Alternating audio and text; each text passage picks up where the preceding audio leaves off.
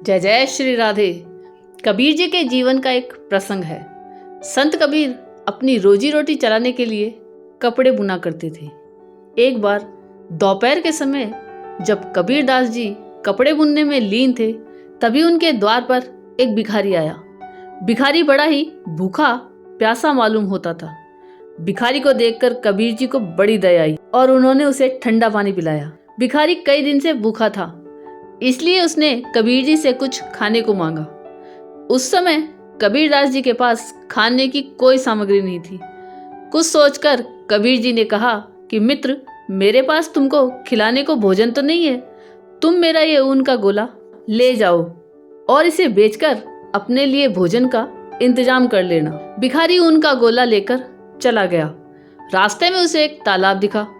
भिखारी ने ऊन का गोला निकालकर उसका एक जाल बनाया और तालाब से मछली पकड़ने की कोशिश करने लगा। संयोग से उस तालाब में काफी सारी मछलियां थी, अतः उसके जाल में कई मछलियां फंस गई। अब तो वो भिखारी शाम तक मछली पकड़ता रहा। काफी मछली इकट्ठा हो जाने पर उन्हें बाजार में बेच आया।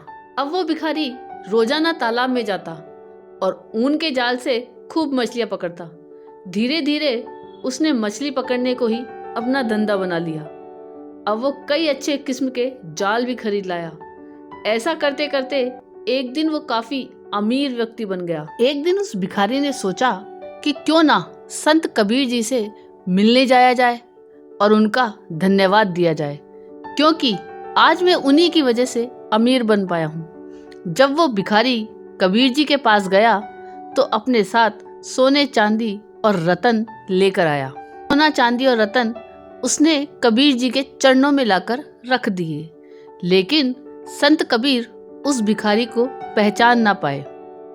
तब उस भिखारी ने सारी पुरानी बात याद दिलाई कि आपके ऊन के गोले की वजह से मैं आज इतना अमीर हो पाया। उसकी पूरी बात सुनकर कबीर जी बड़े दुखी हुए और बोले कि तुमने इतनी सारी मछलियों से उनका जीवन छीन कर पाप किया, और क्योंकि ये सब मेरे कारण हुआ है, इसलिए तुम्हारे आधे पाप का भागीदार मैं भी बन गया हूँ। संत कबीर जी ने भिखारी द्वारा दिया गया सोना, चांदी और रतन को वापस लौटा दिया और भिखारी को मालिक की बंदगी करते हुए अपने किए कर्मों का पश्चाताप करने का उपदेश दिया।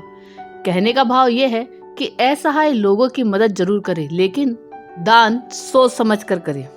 अगर आपका दान किसी भले के लिए है और उस दान को सत्कर्म में लगाया जा रहा है तो आपका दान सार्थक है, लेकिन अगर आपके दान का कोई दुरुपयोग करके उन्हें बुरे कर्मों में लगाकर पाप करते जा रहा है तो याद रखना, उसके पाप के भागीदार आप भी होंगे।